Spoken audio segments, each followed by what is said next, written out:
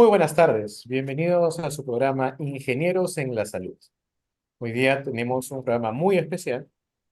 Contamos con la doctora e ingeniera Sandra Milena Pérez Buitrago. Ella es bioingeniera de la Universidad de Antioquia, magíster en Ingeniería Biomédica y doctora en Ciencias Médicas por la Universidad Pontificia Bolivariana, con colaboraciones de la Universidad de Purdue y la Universidad Autónoma de Nuevo León. Sandra es profesora asociada, directora de la carrera de Ingeniería Biomédica y coordinadora del grupo de investigación en dispositivos médicos. Tiene más de 10 años de experiencia en docencia, servicios e investigación en temas de ingeniería clínica. Es jefa de laboratorio de metrología biomédica en la Universidad Católica. Ha sido presidenta y vicepresidenta y actual secretaria del capítulo peruano del IEEE de Ingeniería en Medicina y Biología, MBS por sus siglas en inglés. Es secretaria general del Comité Directivo del Consejo Regional de Ingeniería Biomédica para América Latina, CORAL, y miembro activo de la Asociación Peruana de Ingenieros Clínicos. ¡Wow! Un excelente currículum, Sandra, bienvenida. Muchas gracias por estar acá. Gracias, Benjamín, y gracias también al Colegio de Ingenieros por la invitación a este espacio. Hoy día tenemos un tema, me parece, muy importante: evaluación de conformidad en el desarrollo y gestión de dispositivos médicos. Cuéntanos, ¿cómo iniciaste su carrera y qué te motivó a especializarte en la evaluación de conformidad de dispositivos médicos? Bueno, esto surgió de una manera un poco inesperada. Nosotros como ingenieros pienso que desde que nos formamos en la universidad tenemos como ese chip de hacer cosas, de fabricar, de desarrollar dispositivos de cualquier tipo en el área que nos toque. En mi caso, como mencionaste, yo soy ingeniera biomédica, entonces en mi caso siempre buscábamos hacer dispositivos médicos o dispositivos para apoyo en salud. Pero cuando ya termino la carrera y empiezo mi trabajo profesional, empiezo mi carrera en un hospital en Colombia, donde me formé inicialmente, y empezamos a ver que no solamente nuestra labor como ingenieros biomédicos era en generar tecnología, sino también en el proceso de gestionarla y mucho más importante en asegurar la calidad de estos dispositivos médicos. Entonces ahí fue donde empecé a conocer inicialmente el área de la metrología biomédica, que en Colombia se ha ido desarrollando desde ya hace más o menos unos 15 años. Y en ese tiempo pude aprender cómo podíamos evaluar la calidad de dispositivos médicos que comprábamos en el mercado y que en el tiempo van cambiando sus características. Entonces ahí aprendí esa parte y luego con el pasar del tiempo fui avanzando en mi carrera profesional y en mi carrera académica en la parte de maestría, de doctorado, en la investigación y fui profundizando mucho más hacia la evaluación de conformidad. Y ahí vi cómo la ciencia, cómo la estadística, cómo las mediciones se pueden profundizar cada vez más y utilizar todas estas herramientas para poder evaluar la calidad o la conformidad, en este caso, de dispositivos médicos que nosotros mismos creamos. Entonces, así fueron varios pasos. Primero, trabajando muy desde la evaluación de la calidad de los dispositivos médicos que utilizamos comercialmente en las clínicas, hospitales, porque asimismo se hace en cualquier otra industria. Si somos, por ejemplo, una empresa que producimos hilos, ellos van a medir la longitud, el diámetro, en fin, de todas las fibras, o si somos de refrescos o lo que sea, tienen su control de calidad, igualmente en el área de la salud. Entonces ya no estuve tan orientada solamente a la producción de tecnología o a la solo gestión de tecnología, sino también a asegurar que en una industria en la cual hay tantos riesgos asociados para la salud de las personas, pues también se necesita hacer la evaluación de la calidad de estos dispositivos que empleamos. Y cuéntanos, ¿cómo se lleva a cabo, cómo se hace esta evaluación de conformidad en la práctica? Ujú. Bueno, esto tiene varias etapas. Lo primero que debemos de tener en cuenta y que es muy importante es la parte normativa, con qué vamos a comparar o cuáles son los requisitos que nosotros vamos a evaluar. Entonces, para esto existen principalmente normas internacionales, dependiendo de cada país también hay algunas normas nacionales. Recordando que aquí en Perú tenemos a INACAL, que también es, bueno, que es la entidad que se ocupa de la parte de normalización, pero que nosotros también tenemos la posibilidad de acogernos a normas internacionales para conocer cuáles son los requisitos y cuáles son estos procedimientos de evaluación de conformidad para los dispositivos médicos.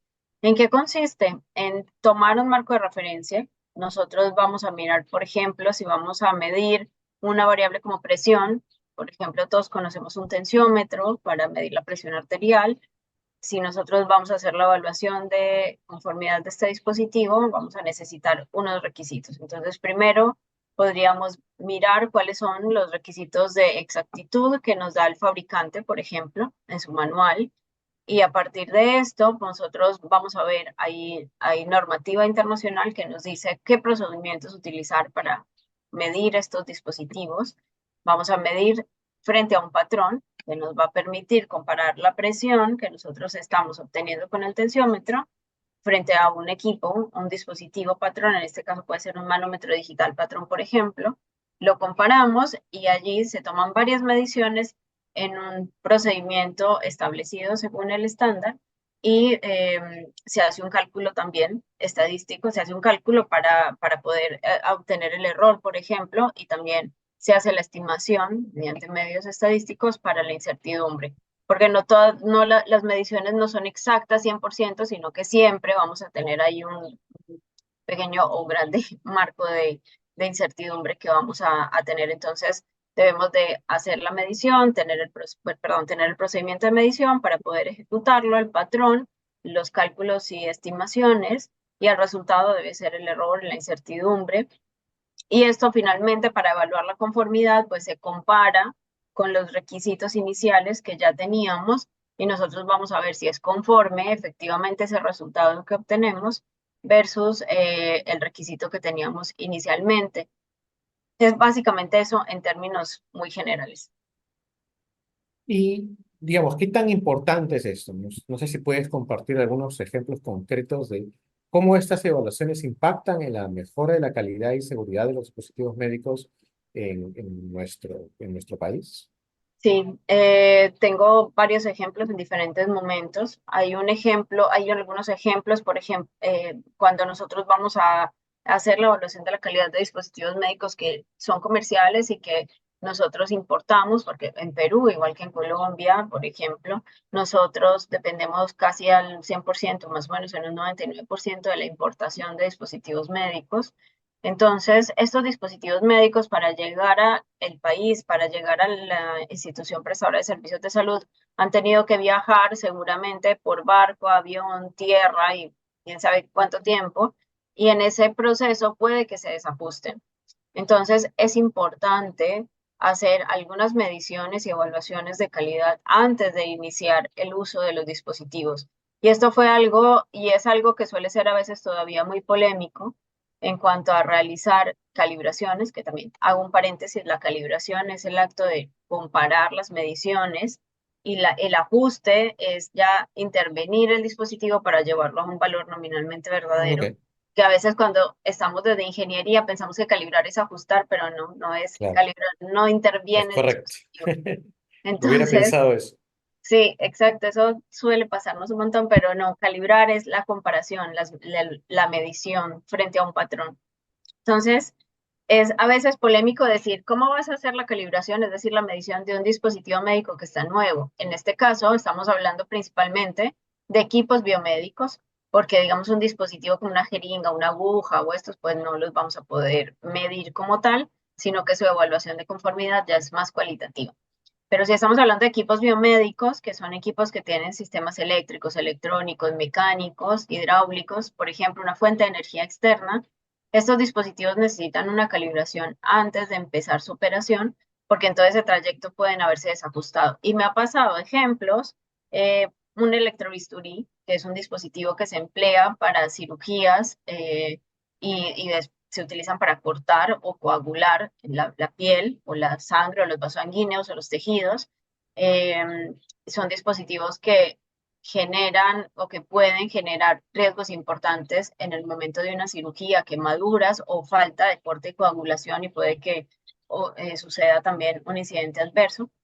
me ha pasado ver algunos de estos dispositivos que llegando nuevos están generando más o menos potencia, en este caso, de la que se necesita. Entonces, esto podría generar un incidente adverso. He visto ventiladores mecánicos donde su sensor puede estar desajustado o inclusive puede que estén fallando los ajustes de cambio de altura, también incubadoras neonatales, es decir, equipos que son de un riesgo importante para la salud. Y esto es cuando los equipos ya están funcionando, ¿cierto? O digamos que son comerciales y pasa inclusive. Luego, periódicamente es importante hacerles la calibración porque durante su tiempo de uso, dependiendo de el mal uso o el buen uso o el tiempo, pues también van a tender a desajustarse. Entonces, periódicamente también hay que hacerle un seguimiento a la calidad de estos dispositivos mediante mediciones. Y me ha tocado ver dispositivos que efectivamente han fallado y que eso ha podido prevenir algunos efectos en pacientes o inclusive nos hemos dado cuenta que estaba generando efectos desconocidos en los pacientes. Tuvimos un ejemplo aquí en Perú, en un hospital en el cual estuvimos haciendo la medición de bombas de infusión y todas las bombas de infusión nos estaban dando más o menos un error de un 30%. Es un valor bastante alto. ¿Y a qué se debía esto? No se debía ni siquiera a que las bombas estuvieran desajustadas, sino que todos los equipos de infusión, se han visto, esto es lo que se utiliza para pasar medicamento a los pacientes, los equipos que son de los tubitos plásticos que van hacia el paciente, el equipo de infusión no era de la marca apropiada para esas bombas de infusión. Entonces, toda la compra de stock que se había hecho no era apropiada. Entonces, Wow. gracias a las mediciones, nos pudimos dar cuenta que había un problema de gestión asociado a las bombas de infusión y que se estaba generando tanto efectos adversos en los pacientes por ponerles más medicamento como pérdida de medicamento, porque infundir el 30% más de medicamento pues va a hacer que se gaste mucho más. Entonces, Wow, ese esos es son un tema ejemplos, bastante serio, claro, con son un muy impacto muy grande en la salud de las personas.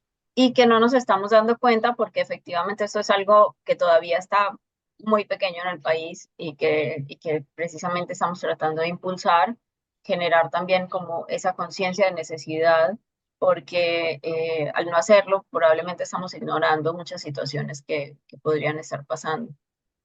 Y entiendo entonces que el desarrollo de la metrología biomédica está más avanzada en Colombia que en Perú, de alguna manera, y eso probablemente debe haber generado muchos desafíos que has tenido que enfrentar aquí en nuestro país.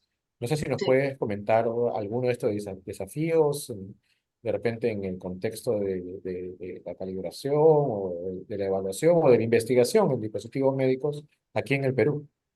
Sí, claro, básicamente muchas, digamos, ha habido interés porque es algo que efectivamente demuestra un potencial importante, pero también eso es un potencial gasto asociado al sistema de salud que ya no se quiere poner más gastos en el sistema, pero si lo vemos a un mediano plazo y en términos de costo-beneficio, esto es algo que va a generar un beneficio porque te va a permitir optimizar en el proceso y a la larga van a ser ahorros tanto en riesgos, tanto en incidentes adversos como económicos. Tuvimos la época de pandemia, que fue un momento en el cual efectivamente hemos tenido retos en todos los sentidos y en la salud definitivamente que tuvimos muchísimos retos. Ahí se generó la necesidad de producir dispositivos médicos nacionales, porque tuvimos un momento en el que se han bloqueado las importaciones, todo se hizo más difícil, inclusive para los dispositivos médicos, muchos países dejaron de exportar la producción de equipos que ellos mismos hacían para utilizarlos a nivel nacional. Y nos vemos enfrentados a tener que producir dispositivos o al menos generar alternativas. Y esto se dio ya en un contexto entre investigación, empresa, Estado, donde fue un ejemplo de colaboración que tú conoces bastante bien. Tuvimos la oportunidad de trabajar en un proyecto muy grande que fue el de ventiladores mecánicos MASI y que se desencadenó una gran cantidad de retos, no solamente por los ventiladores, sino que eso nos permitió crear el laboratorio de metrología biomédica. Y validación de dispositivos médicos en la Pontificia Universidad Católica del Perú.